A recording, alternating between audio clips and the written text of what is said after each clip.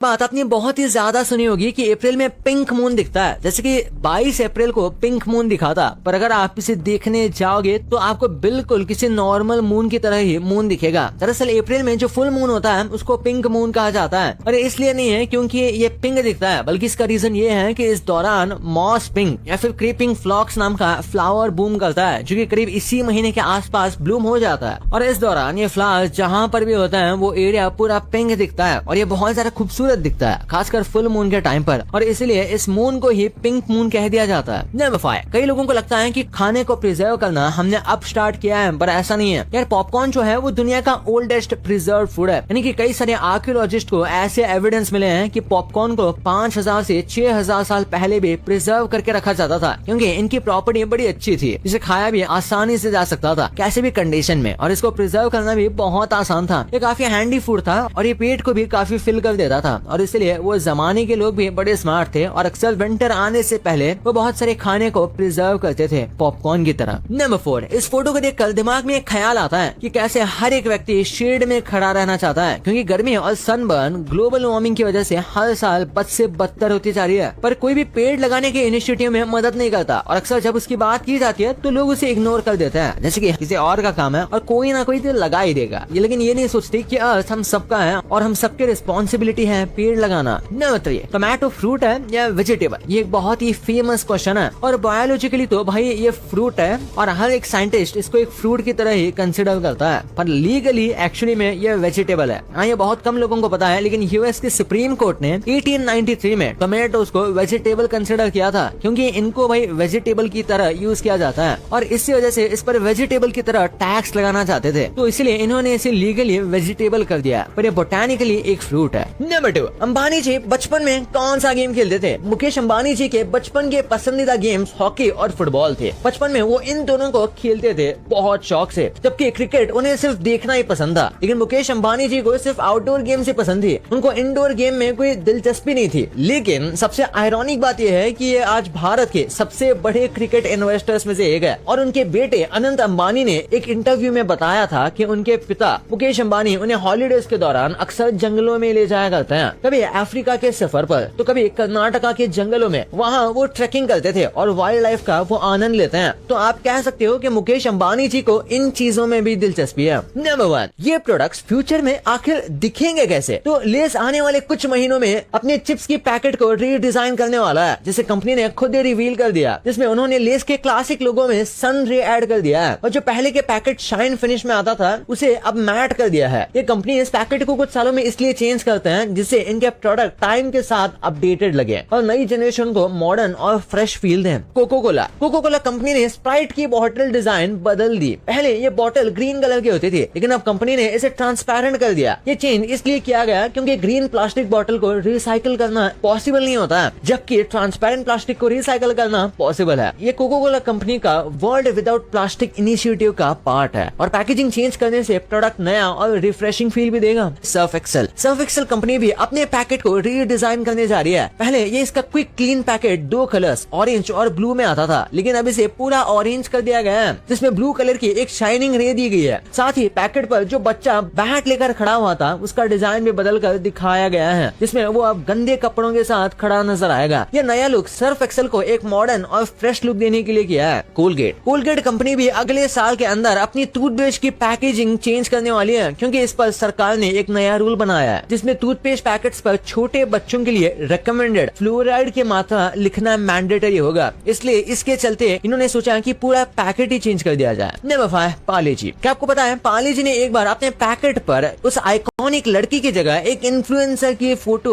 लगा दी थी और उसका नाम लिख दिया था। एक इंस्टाग्राम क्रिएटर ने जब एक फनी रील बनाई जिसमें उन्होंने बात बोली कि अगर आप पार्ले जी कंपनी के मालिक से मिले तो उन्हें क्या बुलाएंगे, मिस्टर पार्ले या मिस्टर पार्ले जी। ये वीडियो फिर इंस्टाग्राम पर बहुत वायरल हुई थी। देन पार्ले जी खुद अपना ऑफिशियल इंस्टाग्राम से एक पोस्ट करते हैं, जिसमें वो अपने पार्ले जी पैकेट पर उसी इन्फ्लुएंसर की फोटो और नाम लिखकर पोस्ट कर देते हैं, और वो बहुत वायरल होती है। ये सब पार्ले जी ने अपनी मार्केटिंग करने के लिए किया था एक्चुअली। भाई ये तो आपको पता चल गया, पर कुछ यूट्यूबर्स के ऐसे कोलैब्स हैं जिनको आपने शायद ही नोटिस किया होगा। और किस कंट्री में कौन से कलर का आईफोन सबसे ज्यादा बिकता है? ये कौन सा गेम है जिसमें आपके साथ साथ उस गेम के कैरेक्टर्स की भी एज होती जाएगी? ये कौन सा गेम है इस वीडियो में पता चलेगा। रहेगा, तो इसे अभी दबाओ यार, बहुत मस्त है। और अभी तक चैनल को सब्सक्राइब नहीं किया तो सब्सक्राइब करके बेल आइकन जरूर दबा देना। तो मिलते हैं अगले वीडियो में, तब तक के लिए बाय।